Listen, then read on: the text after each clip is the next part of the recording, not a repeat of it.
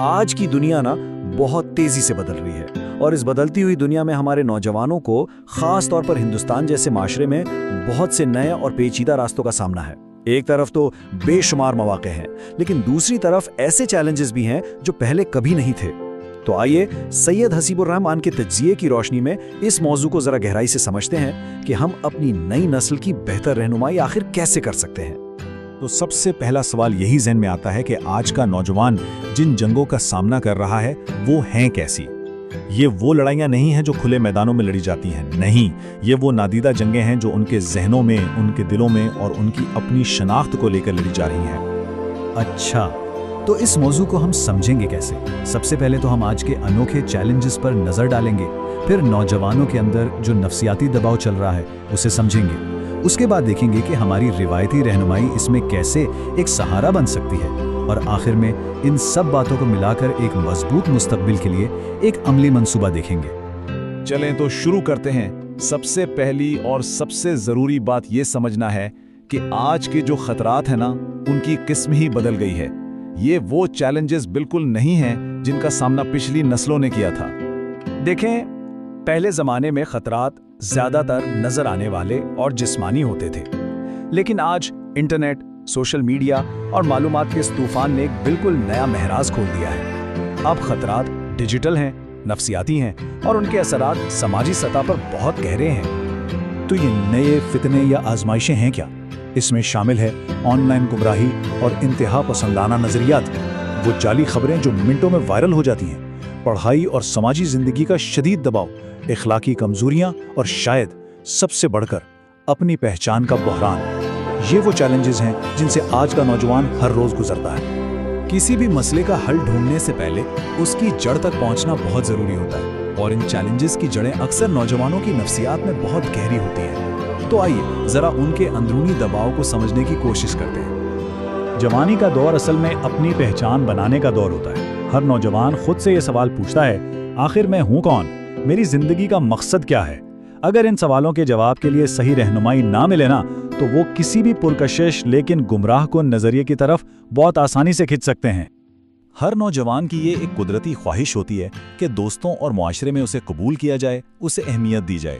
یہ ایک بہت طاقتور ضرورت ہے، لیکن یہی خواہش اگر صحیح راستے پر نہ لگے تو غلط صحبت، نشے یا یہاں تک کہ انتہا پسند گروہوں کی طرف بھی لے جا سکتی ہے۔ کیوں؟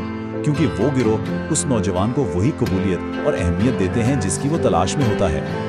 اور یہ جو فرق ہے نا، یہ بہت غور طلب ہے۔ ایک طرف تو سوشل میڈیا کی وہ چمکتی دمکتی بناوٹی دنیا ہے جہاں ہر کوئی کامیاب اور خوش نظر آتا ہے، اور دوسری طرف اس کا اصل زندگی پر اثر ہے، دوسروں سے خود کا موازنہ کرنے کا کبھی نہ ختم ہونے والا دباؤ، احساس کمتری، ذہنی تناؤ اور بھیڑ میں بھی تنہا محسوس کرنا۔ تو سوال یہ ہے کہ ان جدید چیلنجز اور نفسیاتی دباؤ کا مقابلہ آخر کیا کیسے جائے؟ اس کا جواب ہماری روایتی رہنمائی کی ان بنیادوں میں چھپا ہے جو وقت کی ہر آزمائش پر پوری اتری ہیں اور آج بھی ایک مضبوط سہارا ہیں۔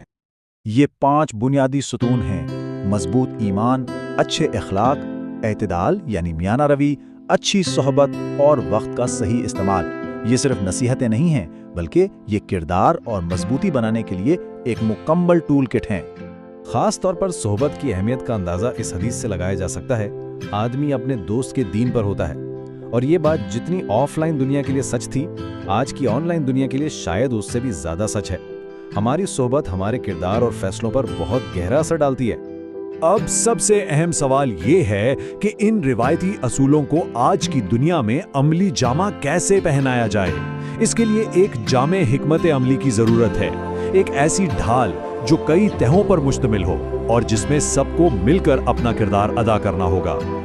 یہ 5 نکاتی ایکشن پلان اسی جامع حکمت عملی کا ایک خاکہ ہے، اور اس سے یہ بالکل صاف ہو جاتا ہے کہ ذمہ داری صرف والدین کی نہیں ہے، بلکہ یہ گھر سے لے کر تعلیمی اداروں، کمیونٹی اور آن لائن دنیا تک ہر سطح پر ایک مشترکہ ذمہ داری ہے۔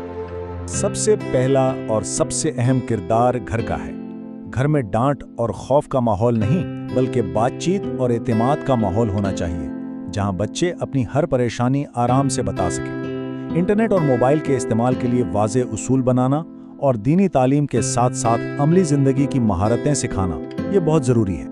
اسکول اور کالج ایک طرح سے دوسرا گھر ہوتے ہیں۔ یہاں نفسیاتی مدد کے لیے کاؤنسلنگ کا نظام لازمی ہونا چاہیے، और बुलिंग यानी बदमाशी और किसी भी किस्म के इम्तियाजी सलूक के खिलाफ सख्त पॉलिसियां होनी चाहिए ताकि हर तालिब इल्म खुद को महफूज महसूस करे। कम्युनिटी की भी ये जिम्मेदारी है कि वो नौजवानों को मुस्बत सरगर्मियों में मसरूफ रखे, जैसे खेल, हुनर सिखाने के कोर्सेज या रज़ाकाराना काम।